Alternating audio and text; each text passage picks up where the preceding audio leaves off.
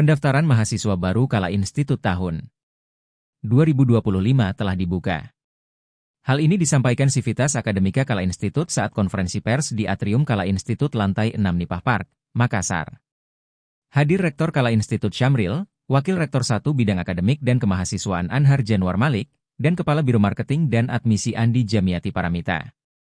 Kala Institut sendiri memiliki 4 program studi, Prodi, yakni Kewirausahaan, Manajemen, Retail, Sistem Informasi dan Teknologi, dan Bisnis Digital. Rektor Kala Institut, Syamril memaparkan Kala Institut merupakan kampus dengan berbagai keunggulan, baik dari segi produk atau program studi yang ditawarkan, tempat, proses pembelajaran, hingga biaya. Dari segi tempat, Kala Institut merupakan satu-satunya kampus di Makassar yang berada dalam pusat perbelanjaan atau mall. Menurut Syamril, keberadaan Kala Institut dalam Nipah Park akan memudahkan dalam proses pembelajaran. Tempatnya di mall.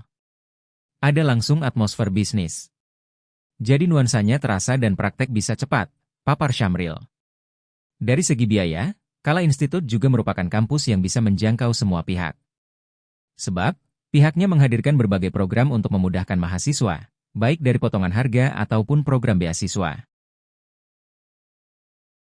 Download Tribun X sekarang, menghadirkan lokal menjadi Indonesia.